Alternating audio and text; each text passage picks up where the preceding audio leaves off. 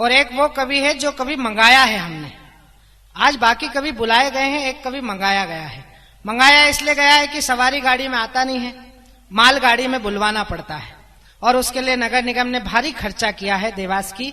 मैं चाहता हूं कि एक ऐसा हष्टपुष्ट कवि जिसे आप देखेंगे तो आपको लगेगा कि यार ऐसे भी होता है क्या। लेकिन भाई हमारे नीरज पुरी हास्य व्यंग के वो कवि हैं जिन्हें इस वर्ष का काका हाथरसी बड़ा पुरस्कार मिला। और आज मां चामुंडा के दरबार में कहना चाहता हूं कि ये वो कवि है उस परंपरा का कि अगले वर्ष या 2-3 वर्षों बाद आए तो शायद नाम के आगे पद्मश्री या पद्म विभूषण लगा हो, क्योंकि कविता उनको संस्कारों में प्राप्त हुई है। और हास्य व्यंग्य के कवि हैं 2 काले अफ्रीकन और एक नीरज पुरी। इन तीनों ने भगवान शंकर की प्रार्थना की तो भगवान शंकर ने इनको आशीर्वाद दिया, दर्शन दिए। पहले अफ्रीकन से पूछा क्या मर्जी है तेरी? बोले भगवान मैं बहुत काला हूं, मुझे गोरा कर दो। भगवान ने कहा तथास्तु, किया। दूसरे नंबर पर दूसरे अफ्रीकन की बारी थी, बोले तेरी? बोले हुजूर मैं भी बहुत काला हूं, मुझे भी गोरा कर दो। भगवान ने कहा जा, किया। तीसरे नंबर पर नीरज पुरी का नंबर था। उन्होंने कहा तू तो गोरा है, तुझे क्या चाहिए? बोले हुजूर इन दोनों सालों को फिर काला कर दो। हास्य व्यंग का एक ऐसा अद्भुत कवि जिन्हें आपने देखना भी पड़ेगा और सुनना भी पड़ेगा। प्याली से तुम पी चुके, अब लोटे की बारी है। डॉक्टर साहब के गीतों से बाहर आ जाइएगा। या हमारे यहाँ एक शायर ने कहा है कि या तो दीवाना हंसे या तू जिसे तौफीक दे, वरना इस दुनिया में आकर मुस्कुराता कौन है। लेकिन जब आप हंसते हैं तो ऐसा कहा जाता है कि ईश्वर की प्रार्थना कर रहे होते हैं। लेकिन आपको जब कोई यहाँ माइक पर खड़ा होकर हंसा रहा होता है तो उसके लिए ईश्वर प्रार्थना कर रहा होता है। एक ऐसा काम जिसके लिए ईश्वर उनके लिए प्रार्थना करते हैं। मैं आपके बीच में नीरज पुरी को बुलाना चाहता हूं जो बैतूल से चलकर हमारे बीच आए हैं। और मुझे बहुत आश्चर्य हुआ कि पूरी दुनिया में होने के बाद वो पहली बार देवास आए हैं। तो ऐसा आज की रात उन्हें ऐसा सुना जाए कि वो बार बार हमारे बीच आए। प्याली से तुम पी चुके, अब लोटे की बारी है। इतने पतले कवियों ने कविता पढ़ी, अब इस मोटे की बारी। जोरदार तालियां बजाइए भाई नीरज पुरी, बैतूल, मध्य प्रदेश, भारत, धरती, ब्रह्मांड। बड़ा अजीब शहर है साहब आपका। मैं तो सुबेरे आया बस से, तो बस तक पहुंच जाते हैं आपके यहाँ ऑटो वाले। ऑटो साहब, ऑटो साहब, ऑटो। मैंने बस में बैठे बैठे कह दिया हाँ भाई ऑटो, तो 2 ऑटो वाले लड़ने लग गए। साहब ने मुझको आवाज दी है मैं लेके जाऊंगा, मुझको आवाज दी है मैं लेके जाऊंगा। लेकिन जैसे ही मैं उतरा अपने सामान के साथ तो फिर लड़ने लग गए, नहीं तुझको आवाज दी थी, तू लेके जा।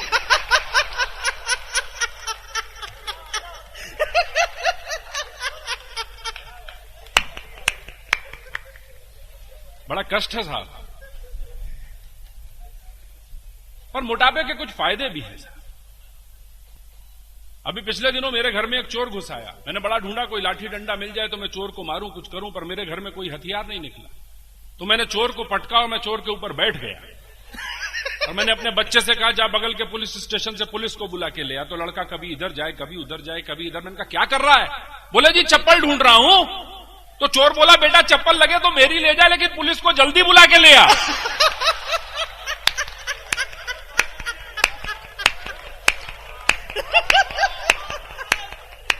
हंसते हंसाते कुछ कविताओं तक आपको ले चलने का प्रयास करता हूं साहब। कि वजन बढ़ जाने से बुरा हाल है, वजन बढ़ जाने से बुरा हाल है। शरीर में सुर है ना ताल है, चेहरा तो ठीक ठाक है मगर चाल बेकार हो गई है। और ये कमर कमरे से हॉल हो गई है। किराने वाला हमें 1.5 क्विंटल का बाट समझता है और बोरों की तुलाई के लिए हमारी राह तकता है। हद तो उस दिन हो गई भाई जब शहर का कसाई धीरे से बोला साहब आप बकरा होते तो मजा आ जाता। हद तो उस दिन हो गई भाई जब शहर का कसाई धीरे से बोला साहब आप बकरा होते तो मजा आ जाता। एक ही झटके में हमारा वारा न्यारा हो जाता। मजा उस दिन आया जब एक रामलीला के डायरेक्टर ने हमसे सीता का रोल करवाया। रावण रोता हुआ हमारे पास आया, बोला माता हम क्या खा के आपको उठाएंगे? आपको उठाने के चक्कर में दुनिया से उठ जाएंगे।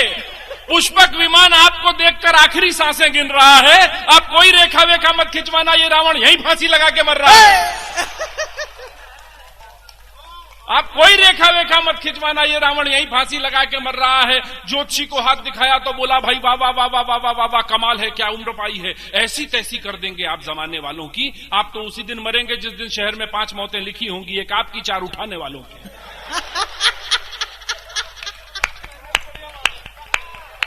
भाई बढ़िया है, बढ़िया आप तो उसी दिन मरेंगे जिस दिन शहर में 5 मौतें लिखी होंगी, एक आपकी 4 उठाने वालों की। ससुर जी से कहा हमें भी दीजिए मारुति, तो बोले आप भी अजीब खपती, उसमें कैसे घुसेंगे। मैंने कहा फिर स्कूटर, बोले उस पर कैसे लगेंगे।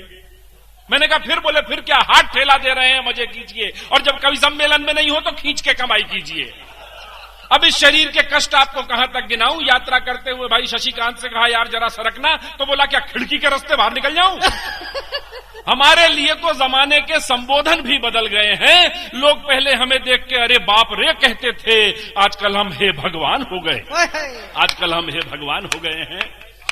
अब ये वजन बढ़ गया साहब, जिसको देखो वो सलाह देता रहता है। आज सुबह वो व्यास जी कहने लग गए आपके यहाँ कि भाई साहब आप घुड़सवारी किया करो। मैंने कहा यार मैंने की थी, दुबला हो गया घोड़ा। भाई बढ़िया है नीरज जी, वाह वाह वाह। नीरज जी बढ़िया है। अच्छा बादल जी कहने लगे यार तुम सुबह घूमने जाया करो। मैंने कहा मेरी नींद नहीं खुलती साहब। बोले कोई लड़का रख लो जगा दिया करेगा। तो मैंने एक लड़का रख लिया साहब, उसको कह दिया सुबह 5 बजे जगा देना, मुझे घूमने जाना है। नींद खुली तो देखा 9 बज रहे हैं। अरे मैंने कहा कमाल है यार, तुझको रखा है जगाने के लिए। बोले हाँ जी जगाया था, आप घूम के भी आ गए। और मैंने कहा क्या कह रहा है भाई, हम दुनिया को घुमा रहे हैं, तू हमें घुमा रहा है, कब जागे हम। बोले जी 5 बजे। मैंने कहा फिर। बोले आपने एक करवट इधर ली, एक करवट उधर ली। मैंने सोचा बड़े कवि हैं, इससे ज्यादा क्या घूमते होंगे।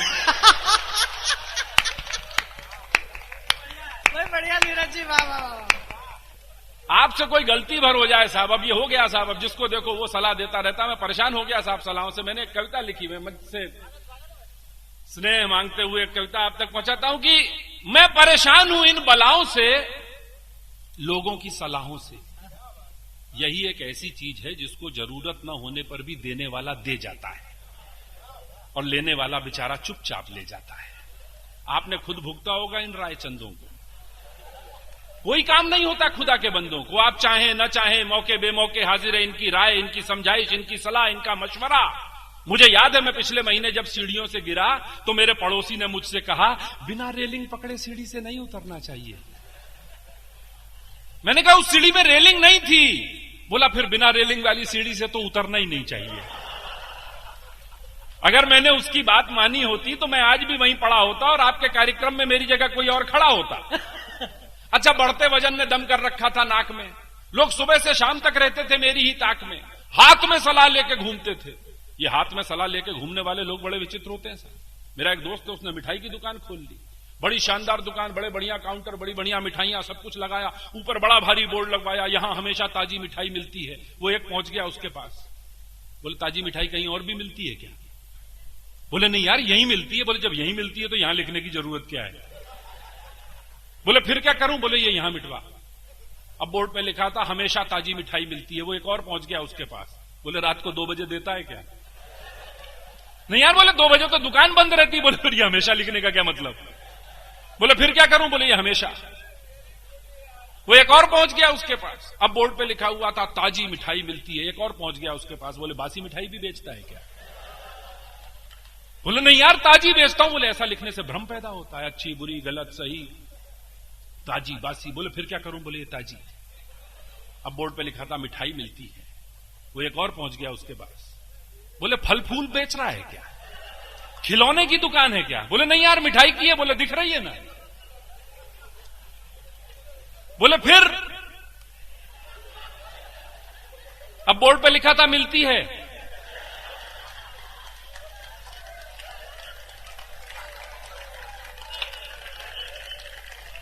वो एक और पहुंच गया साहब उसके पास, बोले यार यार जब तू बैठा है दुकान खुली है मिठाई सजी है इसका मतलब है कि मिलती है। बोले फिर? बोले ये मिलती। अब बोर्ड पे लिखा था है। वो रात को 9:45 बजे जब दुकान बंद करने लग गया तो एक पहुंच गया झूमता हुआ भाई साहब, बोला है।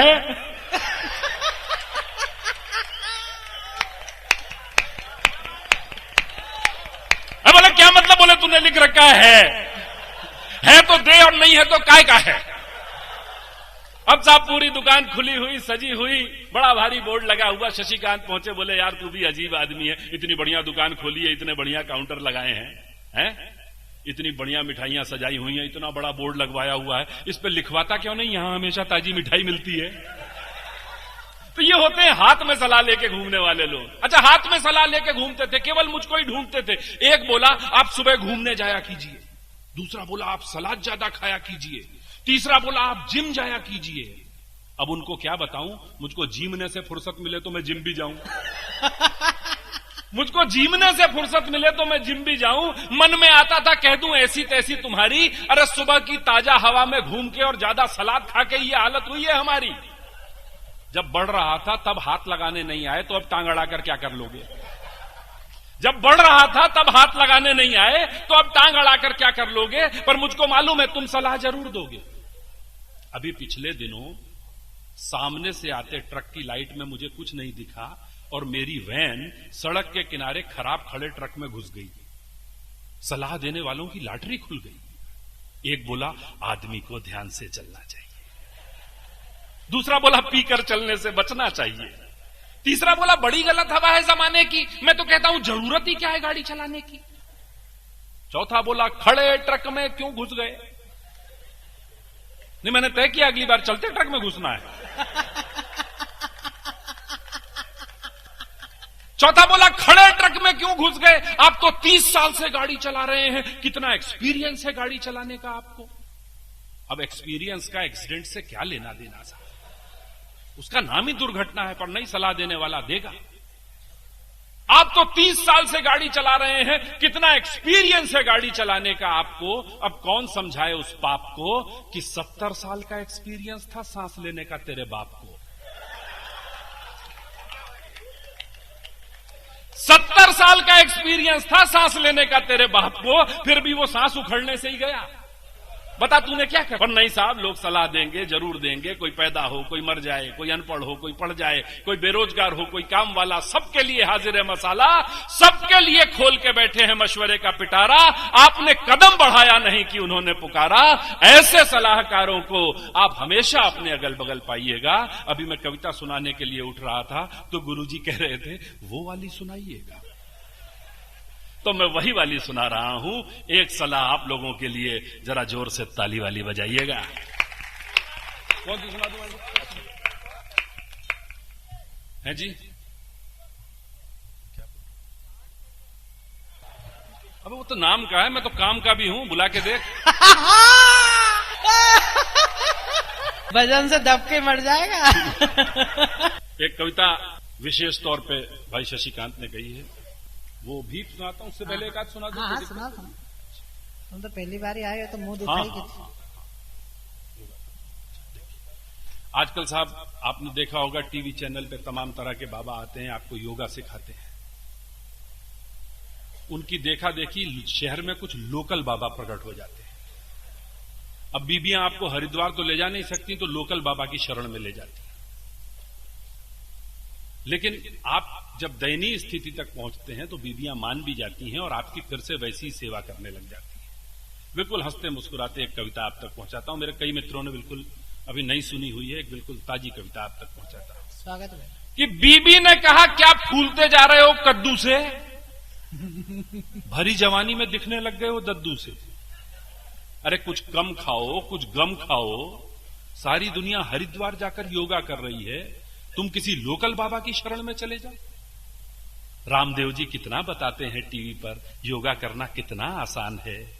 हमने कहा देवी, बाबाओं को फकत इतना ही काम है, सुबह 6 बजे उठकर तुम्हारे लिए चाय बनाने, ऑफिस से लौटते हुए बच्चे और सब्जी लेके आने, और रात को शहर का चक्कर लगवाने जैसा कोई भी काम बाबा को करना पड़ता तो वो भी हमारी तरह रात को सिर्फ शवासन ही करता। बहुत बढ़िया है, वाह वाह वाह वाह। अच्छा, तो वो भी हमारी तरह रात को सिर्फ शवासन ही करता। तुम्हारे कहने पर जिम में जाकर पिछले साल टांग तोड़वा चुके हैं, नींबू पानी से लेके सुबह घूमने जाना तक अजमा चुके हैं। अब क्यों हमारे 15-20 पराठों पर नजर लगा रही हो? हाय हाय, क्या खुराक। बैठे बिठाए नई मुसीबत बुला रही हो। 1.5 साल में 1.5 किलो भी वजन कम नहीं होगा। पर तुम कहोगी नहीं नहीं अभी भी आस है। तुमको क्या मालूम वो लोकल बाबा बीबी का सताया हुआ तुलसीदास है। अरे माना कि योगा आजकल फैशन में है, पर तुम नहीं जानती ये बाबा कितने टेंशन में है। हमने खुद पढ़ा है अखबार में, गजब का फंसा था सुंदरी के प्यार में। सुंदरी जब सीखने आई थी आश्रम में अनुलोम विलोम, तो बाबा की आंखें फटी जा रही थी और मुंह से निकल रहा था हरिओम हरिओम हरिओम। सुंदरी जब अनुलोम विलोम सीखने आई थी तो बाबा की आंखें फटी जा रही थी और मुंह से निकल रहा था हरिओम हरिओम। सांस सांस के साथ उठता गिरता सीना, सारा आश्रम हुआ जा रहा था पसीना पसीना। बाबा की जोर जोर से धड़क रही थी छाती। सुंदरी तो 3 मिनट में आश्रम छोड़ के चली गई। बाबा रात भर थाने में करता रहा कपालभाती। बाबा रात भर थाने में करता रहा कपालभाती। हमको मालूम है, हमें देखते ही वो खींच के कहेगा आप जोर जोर से खींचा करिए श्वास, और तुमको देखते ही कहेगा भाभी जी आप खाया करिए हमारे आश्रम का बना च्यवनप्राश। पर क्या करें, इस घर में रहना मजबूरी है, तुम्हारी बात मानना जरूरी है। बड़े बड़े साधु संत बीबियों से हारे हैं। हमारी रोनी सूरत देखकर बीबी ने कहा हाय आप कितने प्यारे हैं। हमने भी मौका देख के कहा हटाओ योगा बनाओ पराठे, अब हम कद्दू हैं तो तुम्हारे हैं और दद्दू हैं तो तुम्हारे हैं।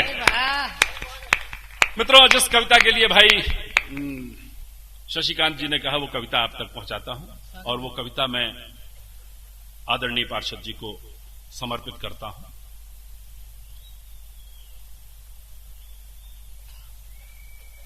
मैं जब भी यहां आता हूं भाई शशिकांत के यहां रुकता हूं। रिश्ते कैसे कैसे होते जा रहे हैं मित्रों, बात आप तक पहुंचाने की कोशिश करता हूं। बिल्कुल नए ढंग की कविता है, मजा लीजिएगा कविता का। मैं जब भी इधर देवास इंदौर कहीं भी निकलता हूं तो शशिकांत के यहां आके रुकता हूं। बड़ा संस्कारित परिवार है साहब, बहुत अच्छा लगता है। जब भी जाता हूं बच्चे इसके कहते हैं चाचा जी नमस्ते, चाचा जी नमस्ते। छाती चौड़ी हो जाती है साहब, ये इसी के बच्चों की वजह से है।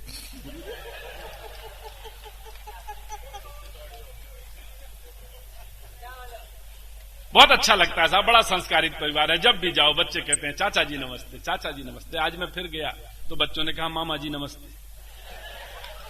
कहा मामा जी नमस्ते, भाई ऐसी क्या गलती हो गई जो संबंध ही बदल दिया, रिश्ता ही बदल डाला। तो बच्चा बोला नहीं वो क्या है ना, आप आ रहे थे तो पापा मम्मी से कह रहे थे, साला फिर आ गया।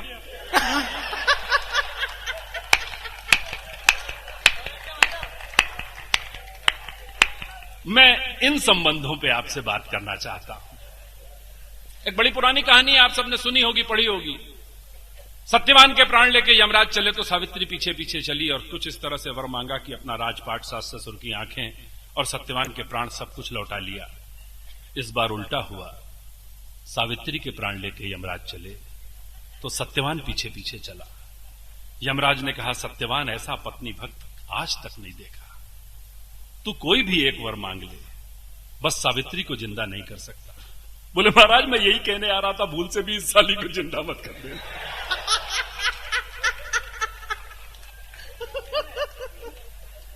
मैं इन संबंधों पे आपसे बात करना चाहता हूं। हम लोग यहां आए, भाई महेंद्र, मैं, भाभी जी, हम तीनों लोग टैक्सी से पहुंचे हैं। भाभी जी यहां पे भी आपको नहीं दिख रही हैं। दरअसल यहां पता चला कि ये महत गांव के पास एक कुआं है जहां कुछ भी झुक के मांगो तो मिल जाता है। हमने गाड़ी रोकी, मैं उतरा, मैं झुका, मैंने कुछ मांगा, मैं गाड़ी में आके बैठा। महेंद्र भाई गए, महेंद्र भाई झुके, उन्होंने कुछ मांगा, वो गाड़ी में आके बैठे। भाभी जी गई, वो जैसे ही झुकी तो कुएं में गिर गई। तो महेंद्र बोला आज से पहले मैं ऐसी बातों पे विश्वास नहीं करता था।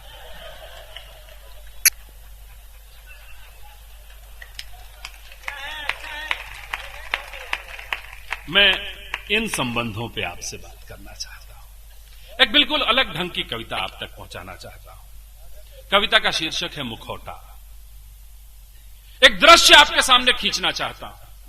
आपको लगेगा कि कविता साक्षात रूप में यहां बन रही है। एक एक ईंट, एक एक सीढ़ी मैं आपके सामने रखता हूं।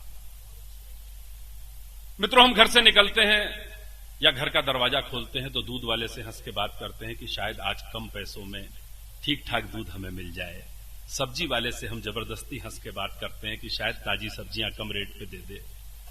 ऑफिस पहुंचते हैं तो अपने मातहतों के सामने हमारा कोई और चेहरा होता है, अपने अफसरों के सामने हमारा कोई और चेहरा होता है, पर जब हम घर पहुंचते हैं तो अपने सारे मुखौटे खूंटियों पे टांग देते हैं और अपने ओरिजिनल फॉर्म में आ जाते हैं।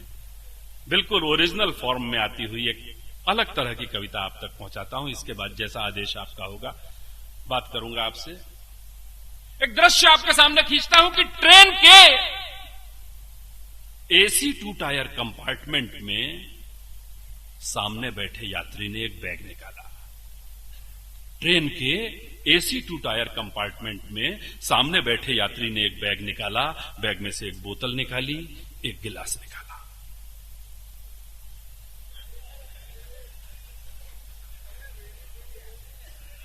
बिल्कुल आपको समर्पित करता हूं यह कविता। यह कैरेक्टर आपको यहां तो मिला ही है, आजू बाजू भी मिलता रहेगा।